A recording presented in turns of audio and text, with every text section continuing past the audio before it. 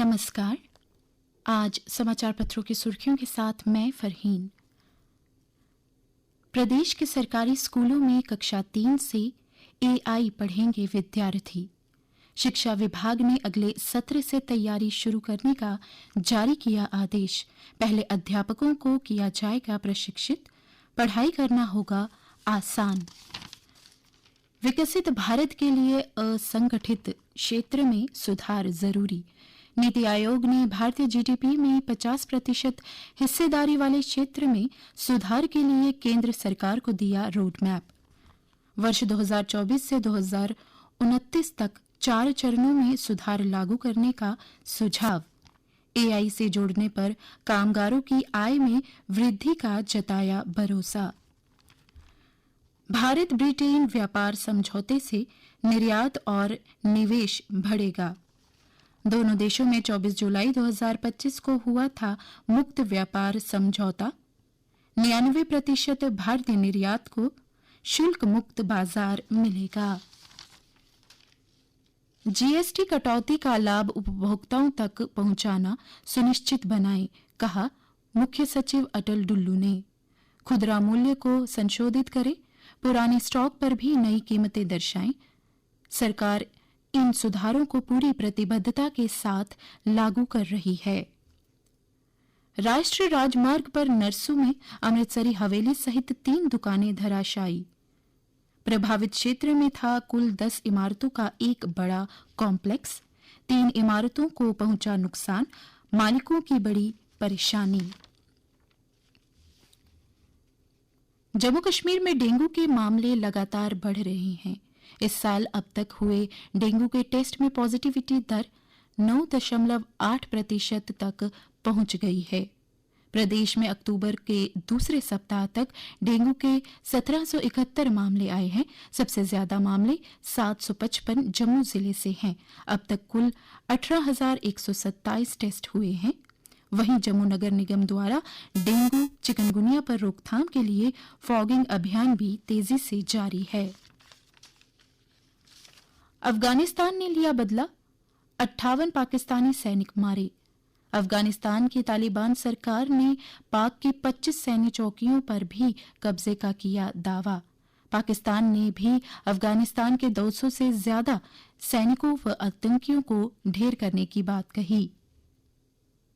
भविष्य के युद्धों से निपटने के लिए तैयार हो रही सशस्त्र सेनाएं। मथुरा के बाद अब उत्तरी कमान मुख्यालय चल रहा है युद्धाभ्यास। युद्धाभ्यास विद्युत विध्वंस में स्पेस साइबर वॉरफेयर पर मंथन।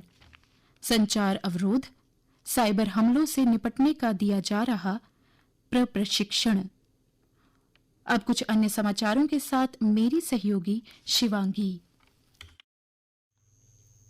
धन्यवाद फरहीन। प्रदेश में मूल निवास प्रमाण पत्र और राशन कार्ड के बिना नहीं मिल रही पेंशन। जिला विधिक सेवा प्राधिकरण जम्मू पैनल टीम ने वृद्धाश्रम का किया दौरा। भगवान विश्वकर्मा के जयकारों से गूंजा शहर। ढोल नगाड़ों के साथ निकाली गई शोभा यात्रा। बड़ी संख्या में श्रद्धालु हुए शामिल।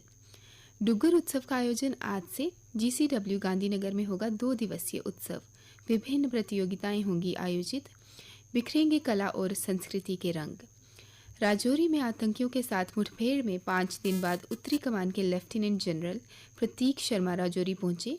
उन्होंने जवानों को नियंत्रण रेखा के पार होने वाली हर गतिविधि पर कड़ी नजर रखने के दिए निर्देश। जोनवार colour coated plan e rickshaw को नहीं रास। किराया नहीं किया निर्धारित, 15 और स्टैंड स्थापित करने पर कुछ नहीं हुआ। 23 से लागू होगा कलर कोटेड प्लान। भारत की पहली अंतर्राष्ट्रीय डाउनहिल एमटीबी साइकिल रेस का जबरवन लेजेंड सीरीज के तहत गुलमर्ग में आयोजन किया गया। रविवार को फाइनल रेस हुई, जिसका उद्घाटन प्रदेश सरकार के कैबिनेट मंत्री सतीश शर्मा ने किया। ब्राजील के डगलस बने जबरवन लीजेंड सीरीज के विजेता 18 राज्यों और 9 देशों के खिलाड़ियों ने लिया भाग। दिवाली के साथ साथ सूर्य उपासना के महापर्व छठ पूजा तैयारी भी जोर शोर से शुरू हो गई है।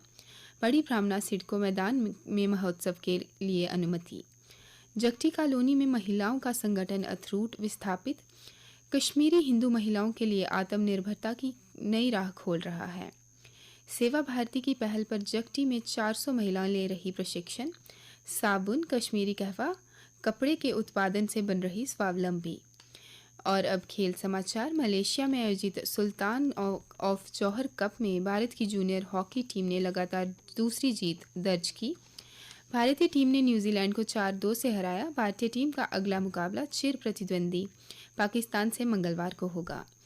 भुवनेश्वर में आयोजित राष्ट्रीय जूनियर एथलेटिक्स में राजस्थान के 18 वर्षीय ऊंची कूद में खिलाड़ी वसंत ने पुरुष अंडर 20 में 2.11 मीटर की छलांग में स्वर्ण पदक अपने नाम किया। नरपत सिंह ने हैमर थ्रो में स्वर्ण पदक जीता।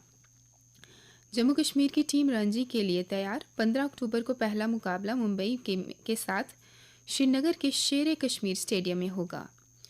और अब मौसम विज्ञान केंद्र के अनुसार प्रदेश में आज मौसम साफ रहेगा। जम्मू संभाग का तापमान, अधिकतम तापमान रहा 31.4 डिग्री सेल्सियस, जबकि न्यूनतम तापमान 17.1 डिग्री सेल्सियस रहा। आज सूर्यास्त 6:02 पर होगा और कल सूर्योदय 6:35 पर होगा।